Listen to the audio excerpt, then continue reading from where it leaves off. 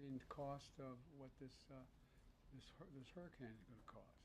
It's going to cost a lot of money, and I'm going to probably have to ask the Congress before we leave for more money to deal with some of those problems. But that remains to be seen. I'll take a few questions before I turn it over to you. Pick out people. Okay. Yes, sir. Go ahead, Josh. Thanks again for doing this, Mr. President. Two questions.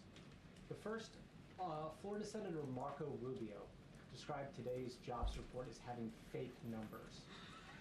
What do you make of that, and how worried are you that many Americans are hearing that the jobs numbers aren't real? Look, I'm going to be very careful here. If you notice, anything the MAGA Republicans don't like, they call fake. Anything. The job numbers are what the job numbers are. They're real. They're sincere. They're what we are. And by the way, just look at how the EU talks about us, how they like to have an economy like ours. Just talk about the rest of the world looks at us and what we're doing. So, I don't want to get going.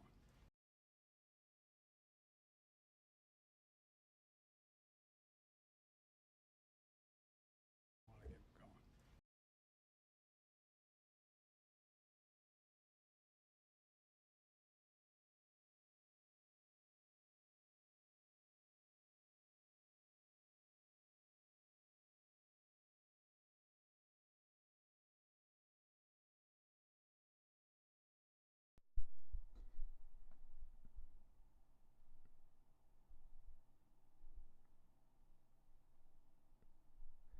See how he came very close to saying something he didn't want to say.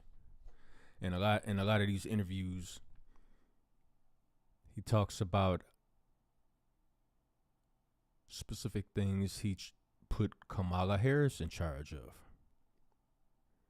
and then he stops talking about it.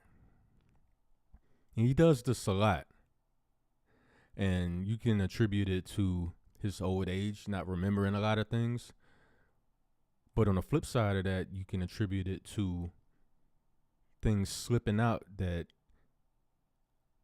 in some cases he don't want it to slip out. And then in other cases, he wants to slide it in there because, in my personal opinion, he never really wanted to step down to begin with.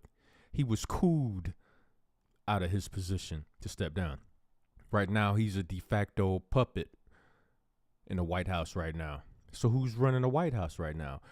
Arguably, you could say Kamala Harris is running the White House right now, up until the point of the debate with Trump when it was clear that Joe Biden did not have all his mental faculties. You could tell he was stumbling and bumbling over every word, every sentence, every syllable. But leading up to that point, you can't tell me that Kamala Harris didn't know mentally Joe Biden wasn't Joe Biden anymore. So at that point, it's the equivalent of if the president passes away, gets assassinated or something like that, the vice president steps up and runs the country. Joe Biden's mental decline didn't just start happening. It's been happening for years, in my personal opinion, and it's been covered up by your vice president, who is now running to be the president. She was very comfortable lying to the American people. Oh, Joe Biden is very sharp. He's as sharp as he's ever been. And now we're supposed to entrust you with the keys to the kingdom? You can't even go on interviews that are not rigged in your favor with softball questions, irrelevant questions that Americans don't give a damn about in the first place.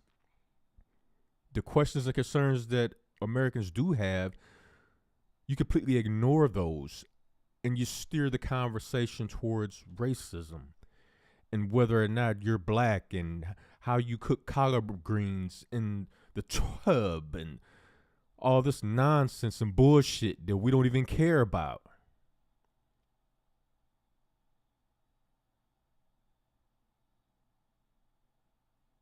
And I think Joe Biden has been putting little egg crumbs out, little bread crumbs.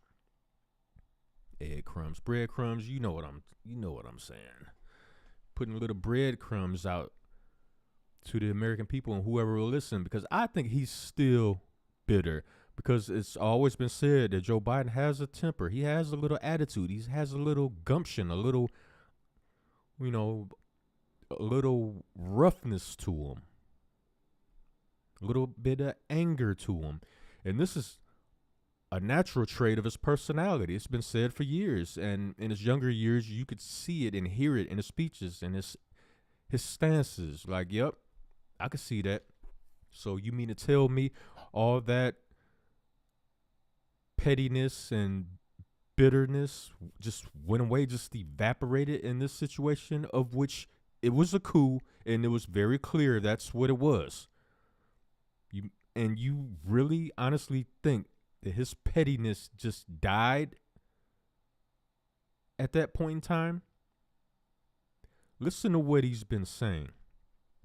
Kamala Harris has been running around saying that, well, I'm going to say her supporters are very loud, running around saying that she was never in charge of the border.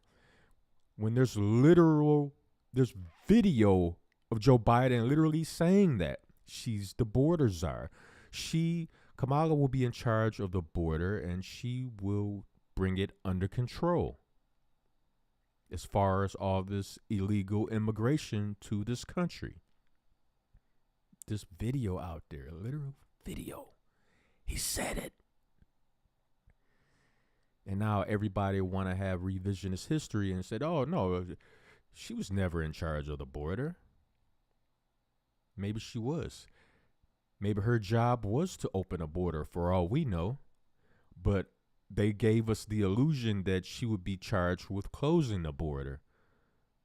And she definitely didn't do that.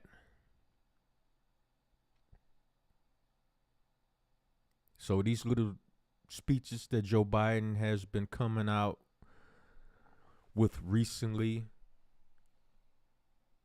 it's almost like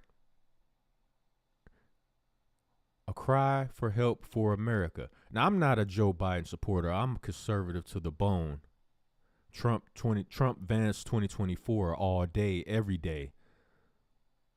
But I could see Joe Biden being petty enough to be passive aggressive enough in certain instances to say certain things and then be like, I'm not going to talk any further.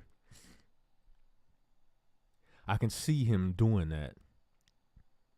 Yes, Kamala was in charge of the border and our policies. When he talks, he always ropes her in. Like, this is what we've done, our policies. And you notice in Kamala's campaign, she tends to try to distance herself from Joe Biden. She wants to make it seem like she's completely separate from his administration, when we all know that's a damn lie. It's one and the same. And you idiots that just want to vote for her because she's black or looks black or acts black or went to a black college and pledged a black sorority, and that's all you need to elect a president, you deserve to have your voting rights stripped to the bone, because you represent the truly ignorant among us who vote strictly off identity politics, which is the dumbest shit you can ever do. It's something a child would do. It's like a bunch of 5-year-olds going to the voting booth on November 5th and voting based off of liking how somebody looks. Oh, that person looks like me, so I'm going to vote for them. And that person could have plans to completely contribute to your demise, but you're going to vote for them because they look like you, in your opinion, because that jury is still out. Wonder why her father hasn't stepped up and put it all to bed, just put all the nonsense to bed. yes, she's black, I'm her dad, I'm proud of her, or like say any damn thing. But he hasn't said anything. She hasn't brought him to any of her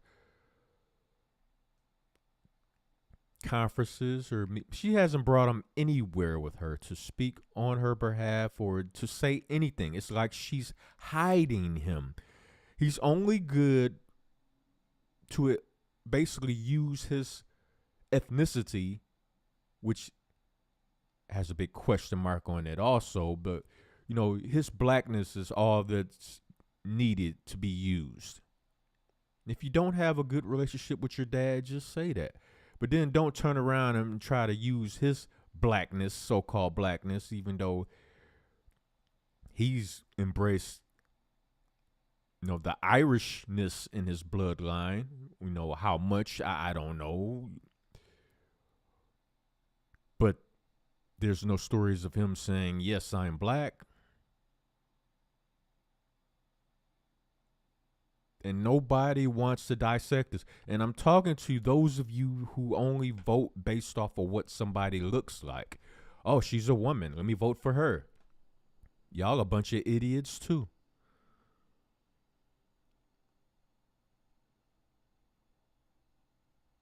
The idiosis is turning into a cancer for this country. The idiocy, the idiosis is what I would call it. Will be the demise of this country if the majority of us that have common sense, you don't have to be an expert in every aspect of politics, but you should at least want to know and learn some things. So therefore, you're not just going to the voting booth, voting for someone based off of what they look like and what ethnicity you think they have. You just got to want to do it. There's no excuse at this point. You're walking around with a computer / encyclopedia / media outlet in your pocket. Your smartphone, you can get any morsel of information that you desire. When you listen to guys like Little Scrappy talking about, yeah, I'm going to vote for her because she black. If you can't vote for her because she black, something wrong with you. Nigga, shut up. You don't know what the hell you talking about. When it comes to politics, you should have a seat at the child's table in the back. And just shut up. And it's a lot of people out there like that. The same, voting with the same idiotic tendencies. And wondering why the Democratic Party, who arguably you can label them as domestic terrorists, have been screwing over black people and American people as a whole for decades.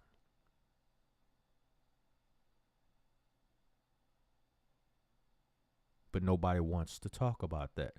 Everybody's scared to have this uncomfortable conversation, but not me. Red Blizzy will have it with you anytime, any day. That being said, yo, hit the like button, subscribe to my channel. I know I had faded away from politics recently over time, because at times it gives me a headache, especially with the stupidity of how black people vote. A lot of black people with their identity politics, the DEI politics, and then they want to say, hey, you say DEI, you might as well say the N-word, even though people use DEI to describe certain white people too that should not be in those positions. Trump's so-called Secret Service, the director of the Secret Service that recently resigned, of which she was also a DEI hire, but she wasn't black. But people will go out of their way to ignore that aspect of it because, oh no, we're going to use DEI as a way of accusing someone of being a racist. America has become soft and pathetic because a lot of you liberal, left-leaning lunatics have gotten really loud and really violent. But you know what? Everybody not scared of you.